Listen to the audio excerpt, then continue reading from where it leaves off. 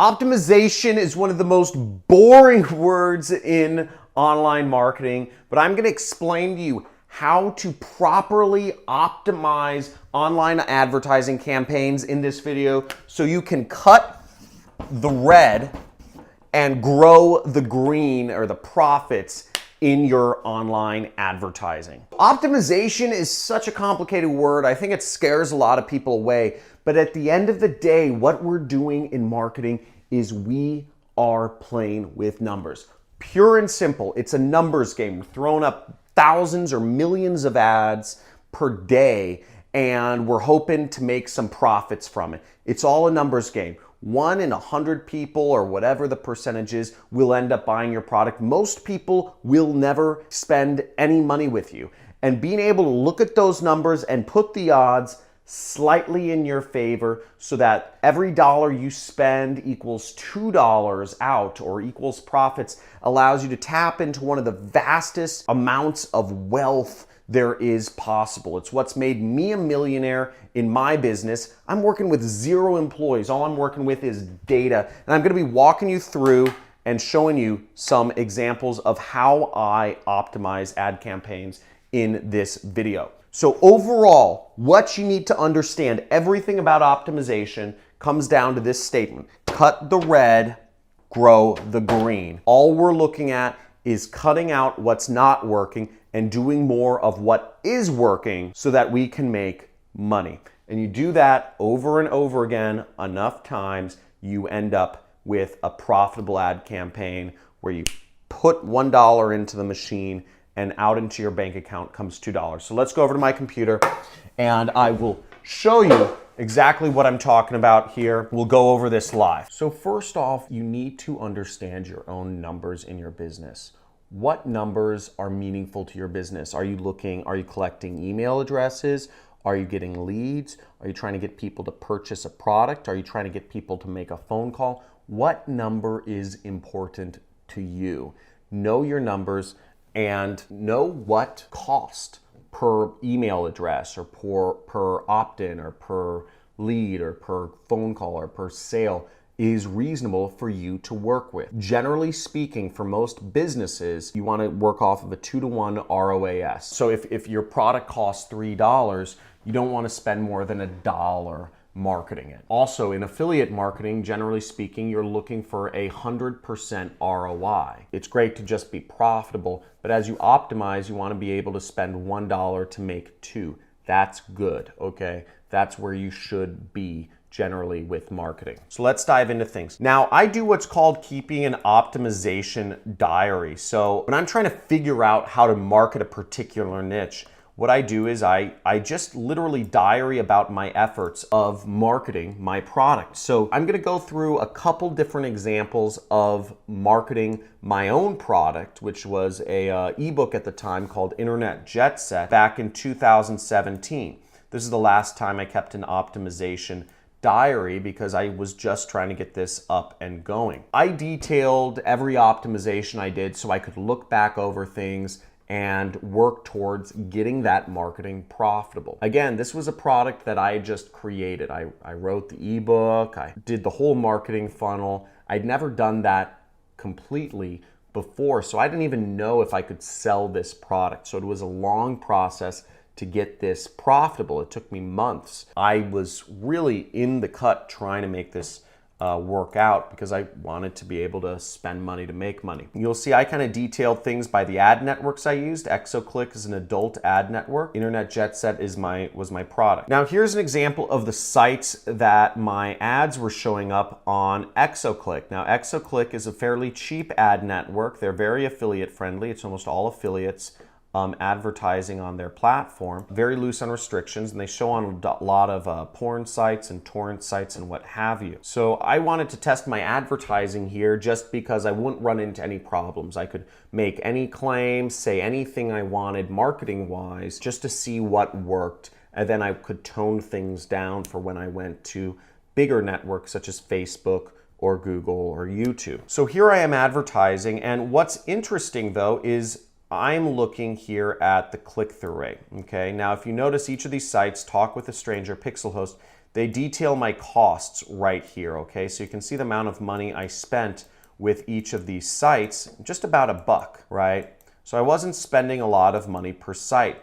Overall, I spent $20 before I actually looked to optimize this particular advertising campaign. And the beauty of optimization is that if you know how to optimize well, you don't need to spend that much money. In fact, the better you are at optimization and spotting trends in the data and making sense of things, the less money you actually have to spend in order to make a campaign profitable. Now, there is an art and a science to optimization. On one hand, you're looking for statistically relevant data, and on the other hand, there is a bit of an art to things. You're looking at categories, or you're trying to make judgment calls on why something worked and why some site didn't work.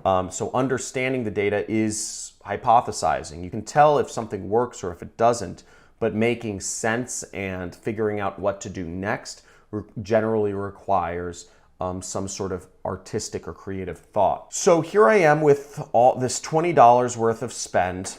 Okay. What I'm looking at, because I don't have any conversions yet, we can see there aren't any conversions here because I haven't gotten any sales from this advertising. So the only metric I can actually look at is clicks. And within that, what I want to optimize for is the cheapest cost per click. Now, when you're an affiliate, you're optimizing generally by the cheapest cost per conversion. You want to spend less to make the same amount. Whereas in this case, since I don't have any conversions yet, I want to spend less to get more clicks. So that's what I'm optimizing around. What I'm really optimizing around is I'm optimizing around cost per click or the click-through rate. So what we notice here is some of these sites I'm getting, my overall average total amongst all sites is 0.27%. If you can see that right here. That's my overall average amongst all sites. But there's a problem here. Is a lot of the sites that I'm spending money on, look, I spent 17 cents here, I spent 13 cents here, are getting absolutely 0 clicks. Okay. Now, this is a problem. Okay, and a lot of these sites, you'll see 0%. Here's a site where I spent $2 on, and I only got 1 click. So my average cost per click is 3 cents, whereas my average cost per click on this site is $2. So that's a big problem because I want to be paying only a few cents per click, whereas on this site I'm paying $2. So and on this site I'm not even getting clicks, but I'm spending almost $2 as well on PXL host. So I want to get rid of all of these sites, and what I do is I basically exclude all of these sites, mobilevids.org, image P2P, because I'm spending money and I'm not getting any results from it. I'm not getting enough clicks. So I get rid of all these sites to save my costs. That's optimization, because I can tell I should be paying 3 cents per click, and on these sites I'm paying way more than that, if I'm even getting any clicks at all. So that's optimization in action. I hope that makes sense. Now, this second example of optimization is an example from one of my YouTube advertising campaigns in 2007. Now, what you'll notice here is also, once again, I spent roughly about $20 before I decided to go in and optimize. At this point, I don't need to spend a lot of money to optimize. Sometimes I do, sometimes I don't, but generally speaking, I like to get the data quick. I like to spend as little amount of money as possible before I go in and start tweaking things in my advertising campaigns. So what you'll see in this advertising campaign is I'm advertising on 3 different sources. I'm advertising on 3 interests, which are in-market audiences. The first audience is advertising and marketing services. The second audience is SEO and SEM services, and the third audience is web design and web development. Okay, so we have the 3 audiences within YouTube ads that I'm advertising on. Now, what you'll see is, I don't have a lot of data here, but we do see some clear trends. I'm looking at my view rate right here, and we see I have a 0.18% view rate, I have a 0.46% view rate, and I have a 0.26% view rate. Now, the one that stands out is obvious, okay? This number right here is much higher than the others. And it's because it is in this category, SEO and SEM services. So what that tells me immediately is that this market, okay, this specific audience works much better than my other audiences that I'm advertising on for whatever reason. Now, they seem very similar: advertising and marketing services, web design, web development, SEO, and SEM services. They seem very similar, but one performs twice as good as the others. That's very telling data, and what that leads me to what that leads me to do is actually cut the other audiences until I further test things out. So I would focus all of my efforts on this one audience and getting that profitable. So that's optimization once again in action. Now let's dive into a third example of optimization in action. And I hope some of you are getting it. If you're getting this, type in "I'm getting it" in the comments below. Again, the reason why I'm optimizing by view rate here is because I don't have enough data on actual conversions. So if I don't have enough data on sales yet, I'm optimizing based on clicks, or on YouTube it's views, etc. Anything can be optimized. Now, in this third example of optimization, what I'm doing is I'm actually optimizing by demographics. I'm in YouTube ads, and I'm looking at the ages of the people I'm advertising to. So when I'm starting off advertising, I was advertising to people of all age ranges. You see 18 to 24, 18 to 65 plus, and even people I didn't know about. So what I'm seeing on here is my average cost per conversion across all age ranges is $5.02, okay? That's how much I'm spending to get people to opt in for my email list. But what I'm also noticing is that amongst 18 to 24-year-olds, I'm spending $17 on average to get an email address. That doesn't make sense. Again, I'm still not making money from sales yet, but I am looking at something that will indicate, I'm looking at if I'm collecting email addresses cheap, and that doesn't work out. So what I would do is I would turn off 18 to 24-year-olds so I could spend more money with people on other age ranges, okay, that are working. What I'm also noticing is that I'm not making money with people who are of an unknown age range. I'm spending money. I spent $15 and I made $0. So that's something I'm going to be turning off. I'm turning off the unknown age category. Now, the reason why, what you may notice here if you zoom in, is people 65 and over, I haven't made any conversions with. They haven't entered in any email addresses.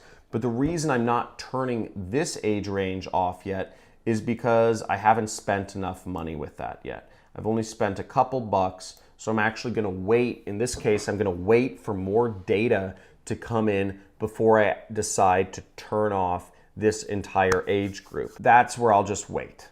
But what I do know is that these ages are working very well for me, okay?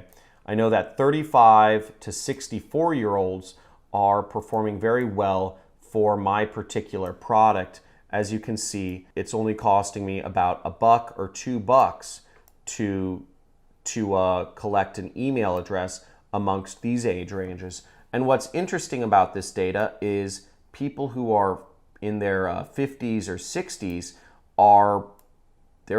it's costing only, it's costing even less than $2 to get their email address. And that's why I'm hopeful that the 65-year-olds will, or people older than 65, will be a good marketing segment for my product. And that's why I haven't decided to turn that off. I'm just turning off 18 to 24 and unknown. So this may have been a bit heady for you, but hopefully this gives you a bit of an idea of optimization. Now, if you enjoyed this video, if you enjoyed learning about optimization, let me know in the comments. If you want to see more videos like this, let me know in the comments. Make sure you like this video if you enjoyed it. Leave a comment below. Let me know what your thoughts are. Thanks for watching.